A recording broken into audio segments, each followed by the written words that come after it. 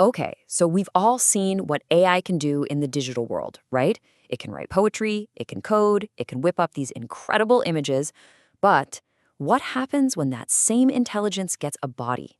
What happens when it has to deal with things like gravity, friction, the messy, unpredictable stuff of the real world? That's what we're diving into today, physical AI. And this simple question, it really cuts to the core of this whole thing. The difference is absolutely huge. It's the difference between just thinking about something and actually doing it. It's the leap from processing information to taking real physical action in the world.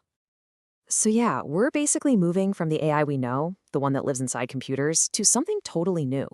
We're talking about AI that has to get its hands dirty, so to speak. It's not just about crunching numbers anymore, it's about actually interacting with the world to accomplish a task. This is probably the best way to think about it. A traditional AI, it's kind of like a brain in a jar. Super smart, can process tons of information, but it can't, do anything in the real world.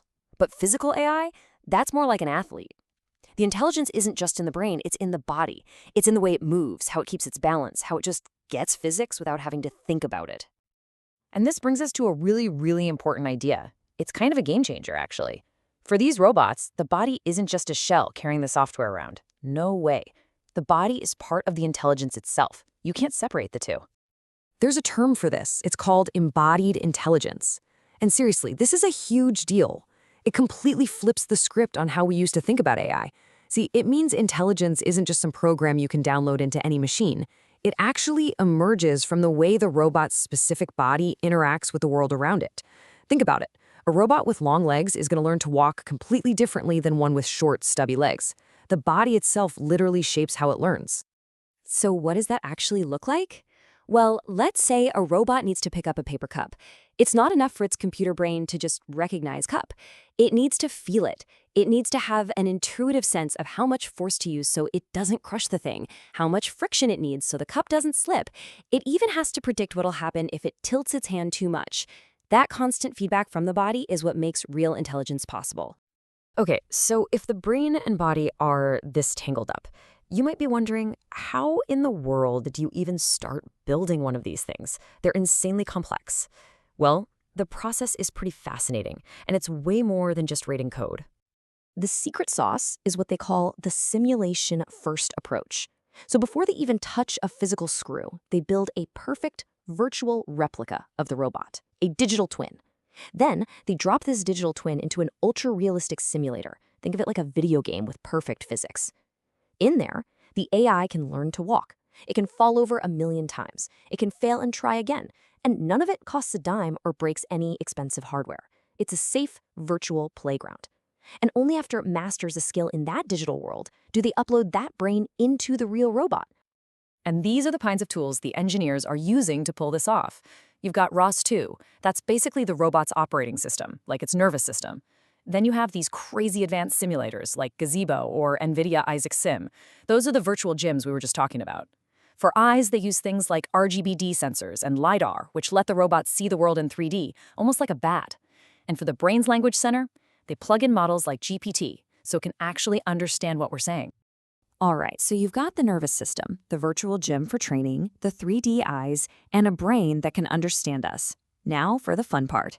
Let's see what happens when you put the whole shebang together. And this is the payoff. When all those pieces click into place, you get a fully autonomous humanoid. And let's be clear, this isn't science fiction anymore. This is happening right now. First up, it can actually understand you. You can just talk to it like a person. Say something like, "Hey, can you grab that soda for me?" And it just gets it. It knows what you want, what the object is, and where it needs to go. Then it moves. Using those 3D eyes, it instantly scans the room, figures out where you are, where the table is, and anything in between. It then plots the best way to get there, all while walking and balancing perfectly. It's pretty incredible to watch. Once it gets to the table, its perception system zooms in. It pinpoints the exact location of that can in 3D space, figures out the best way to grab it, and then it just does. It applies just the right amount of pressure. Not too hard, not too soft, perfect. And finally, it brings it all together by interacting with you. It might turn and ask, "This one?" It can handle follow-up commands. It can adapt on the fly. It's a real conversation. That right there is the whole package. Okay, so let's zoom out for a second. What does all this actually mean for us? Because this is way more than just a cool tech demo.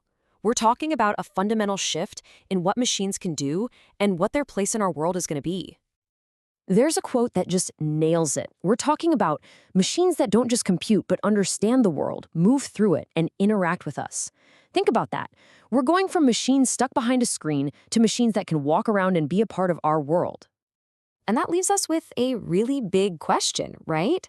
As these robots get better and better at understanding our physical world, how does our relationship with them change?